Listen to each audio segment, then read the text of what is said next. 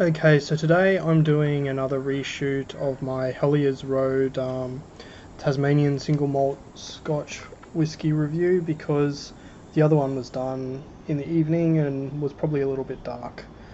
So this is my personal Scotch journal because I buy a lot of different Scotch, and I like to try and buy it on special if I can. And after you've had a few different Scotches, like a reasonable amount, it's hard to remember what you like, what you don't like, and whether something's worth getting again.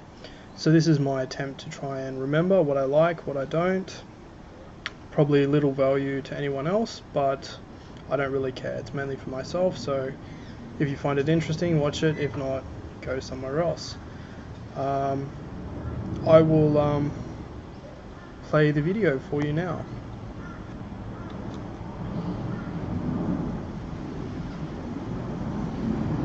This is an unlikely story about whiskey.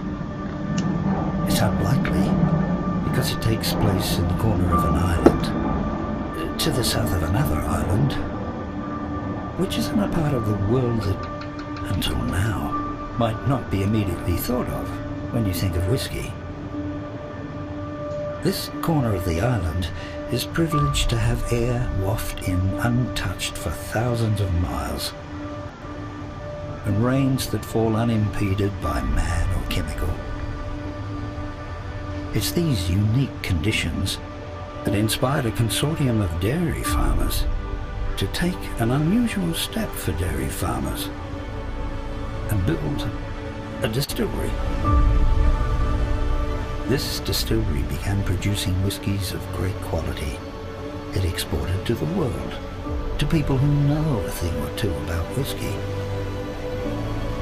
It won significant international awards, and it became Australia's biggest selling, locally crafted whiskey. The name of the distillery is Helleyers Road, and its unlikely story has created a whiskey that, well, we think you're more than likely to enjoy.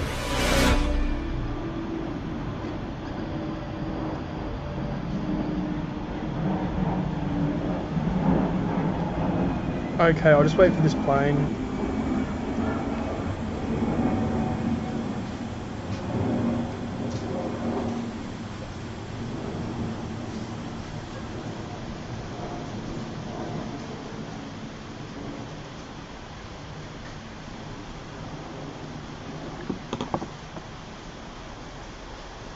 Okay, again, so here is the bottle. The only thing I don't like about it is its screw top. It doesn't affect the quality of the Scotch at all, but most single malt Scotches have a cork, and it's kind of a slightly nicer presentation when you can pull a cork off. But anyway, still a very good Scotch, but the presentation, if they ever do upgrades of the bottles, cork top, I think is much nicer, because you are paying, a decent amount of money for a good Scotch. So, I think having something a little bit better than a standard screw top would be nice. But other than that, presentation, very good for the bottle. Okay, now for the actual contents, which is probably more important than the bottle.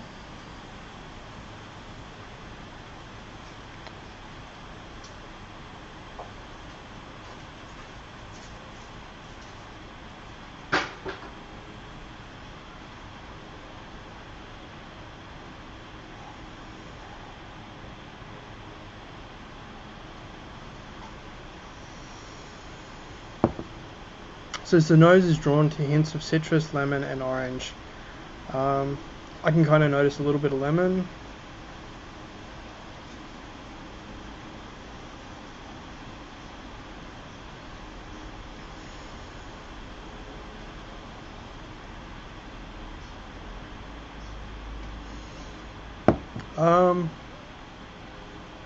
It is a very, very subtle smell. Alright, so now let's look at the palate.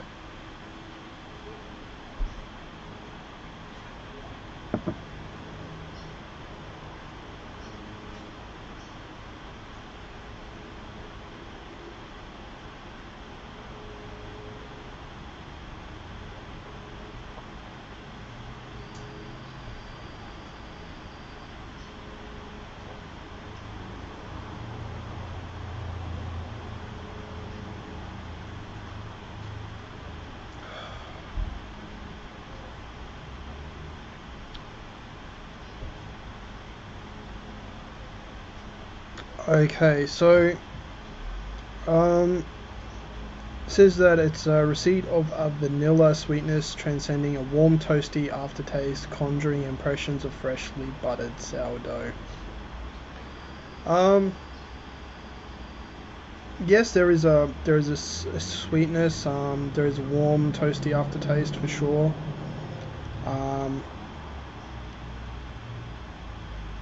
Freshly buttered sourdough. No, I think that's just marketing for me anyway. I don't notice the freshly buttered sourdough impression. But it's certainly got a warm vanilla sweetness to it.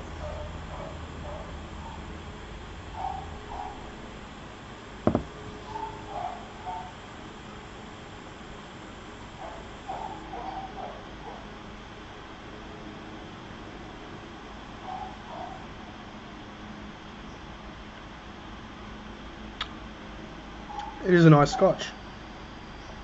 The only real downside I see for it is the price. So it says $83.60 here.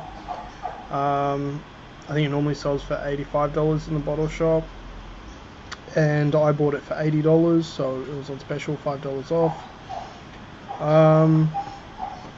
And for the price range, there are other scotches that you can buy that I probably personally prefer over this one. For an Australian scotch, it is definitely a nice drop. Kind of wish I could say I'd buy it more regularly, but the price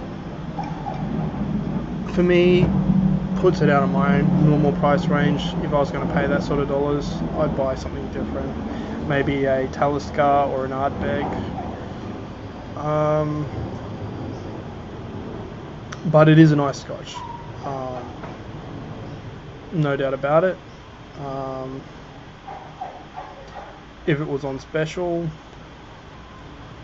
below $80, maybe $70 or $75, and there was nothing else in that range that I could buy that was nice, I'd probably go with that. Basically, if there's nothing cheaper, I'd go with it again. It is a nice scotch. It's not bad in any way.